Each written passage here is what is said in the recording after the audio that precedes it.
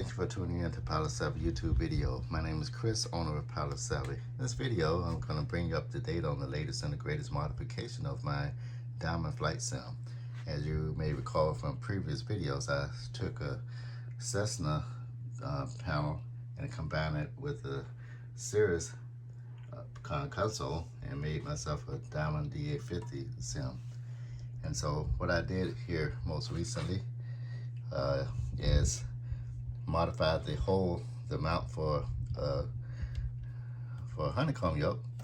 Now the honeycomb yoke before was protruding maybe 4 inches out, and so what I did is I took that curved round hole and I turned it into a square hole or rectangle hole.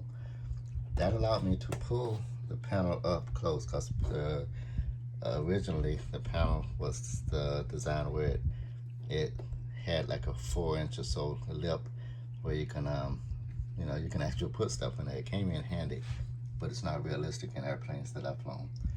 So I took in this I increased the size of the hole, I modified the hole, was able to pull everything forward. And then another change I made was I took this Cessna panel, which was over to the left here, realistic based on, like Cessnas, because it has the keys and stuff. I like that. I don't want to get rid of it. I had already modified everything on the panel to make it more aligned with the Diamond DA, including the ELT test. That was kind of really cool, and it really works. So I moved that from the end here and put it over here, and to fill part of the space the board left when I moved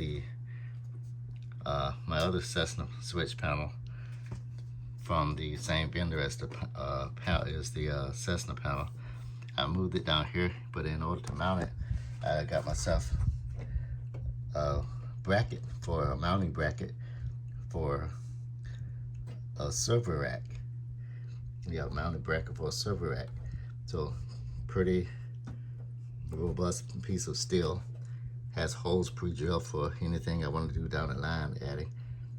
And so I just mounted it there, and I'm moving it. As you can see, it's pretty sturdy. It's not going anywhere. It puts everything where it's in a more proper place there. You have the gear handle where you would find it in any retractable gear airplane. Flaps are about in the same area, sort of kind of. Now you have behind here, you have behind here the trim wheel, but I don't use that one. I use this one instead. It's in the same place that it was before. And fuel selector. I use the fuel selector on the Diamond console. So that's not affected there. But the switches are kind of more in line where they would be. I don't use these at all. I have my other ones. Still use the honeycomb switches. So that's kind of really cool there. So this allows me to I haven't test flown it yet.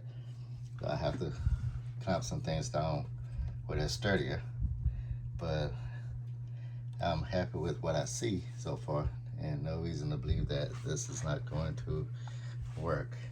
I did do some hacksawing and some drilling, so I hope that will.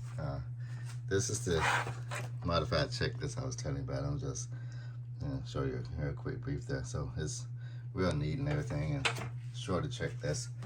I did one video, I think that I had the video where I went on a test flight there using that new checklist. It's a lot quicker: start up, taxi, run up, take off, using that checklist. So anyway, that's all for this video. Just wanted to bring you up to speed on what I've been up to and where I'm going with this here. So anyway, thank you for tuning in to Pilot Savvy YouTube video. My name is Chris. Bye now.